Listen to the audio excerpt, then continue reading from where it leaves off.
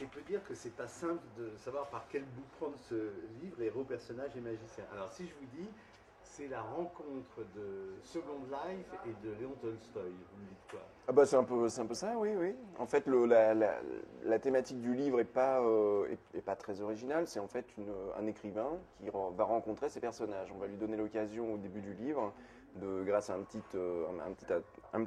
appareil, oui, qui lui permet de faire apparaître ses personnages. Et là, bon, en fait, l'écrivain, c'est moi, je joue mon propre rôle, et les personnages, c'est des personnages qui sont apparus dans mes livres, et aussi dans d'autres, dans d'autres archétypes littéraires que les personnages vont croiser. Alors, c'est vrai qu'on pourrait dire que ce point de départ-là n'est pas original. Là où il le devient, peut-être malgré vous, c'est que ce qui était autrefois une pure fiction romanesque, ou même la définition de la fiction romanesque, devient aujourd'hui autre chose, parce que ça devient notre réel. Et c'est quand même ça qui est au cœur de votre livre. C'est un vrai livre sur la déréalisation. Ben, il y a plusieurs choses qui se mêlent. Il y a d'une part toute la partie imaginaire littéraire, et puis il y a aussi aujourd'hui le fait que le monde virtuel a pris de plus en plus d'importance, que c'est de plus en plus facile de se projeter, enfin en tout cas d'imaginer une réalité qui n'est pas notre réalité, ouais. Et donc, et puis c'était aussi intéressant pour moi de faire un peu un point, de se dire qu'à partir du moment où on est écrivain, tout de même on interfère avec l'imaginaire.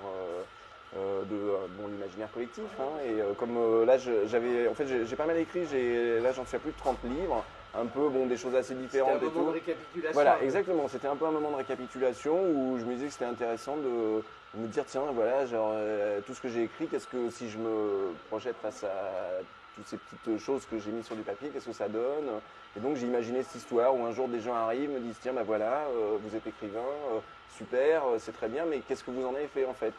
Alors c'est ça, j'ai commencé par Second Life, mais il y a un côté Facebook, on se réunit avec tous les gens qu'on aime, et peu ou prou on aime quand même tous les personnages de romans qu'on a créés, et puis le côté les sites, mes copains quand j'avais 20 ans et tout, et les sites de retrouvailles. C'est un peu tout ça l'imaginaire de ce livre. Oui, c'est un peu tout ça, et puis c'est aussi le fait, si vous avez vraiment créé les personnages que vous avez écrits, qui sont-ils, à quoi ça correspond, et que sont-ils devenus surtout, et qu'est-ce que vous avez... Alors est-ce qu'ils ont bien tourné dans l'ensemble? Ben justement, évidemment ce qui se passe, c'est que à peine les personnages apparaissent, qu'il y en a qui s'évanent, il y en a qui sont pas du tout conformes à ce que je suis maintenant ou ce que j'imaginais de la vie, enfin par rapport à une éthique, ce que devait même être leur trajectoire ou ce que devait être leur trajectoire logique. Donc tout ça évidemment prend un tour assez rocambolesque, qui finissent par se barrer. Il y a une autre écrivain qui arrive, ces personnages se barrent aussi.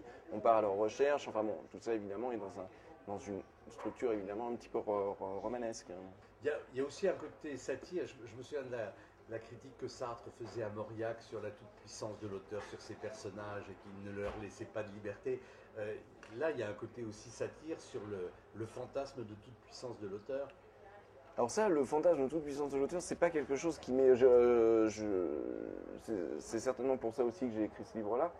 Je pense que c'est quand même assez compliqué, quoi. Les choses peuvent vite vous échapper. Le côté, bon, il y a... C'est bien, c'est ça que le livre met en scène, en tout cas. En tout cas, pour ma part, la manière dont j'ai écrit, moi j'ai écrit de manière assez naïve au départ. J'ai écrit avec des matériaux assez bruts, qui étaient...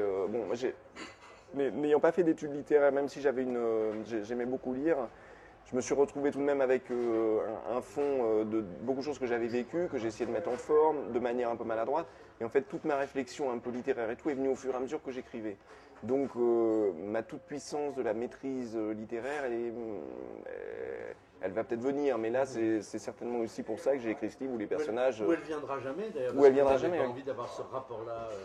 Après, autrement. C'est une question de juste dosage, hein. C'est un peu comme dans la vie, quoi. Il y a des choses qui sont là, et puis le fait qu'il y ait de la vie, il y a forcément un bouillonnement, il y a forcément des impondérables, et c'est ce qui arrive à l'écrivain, quoi.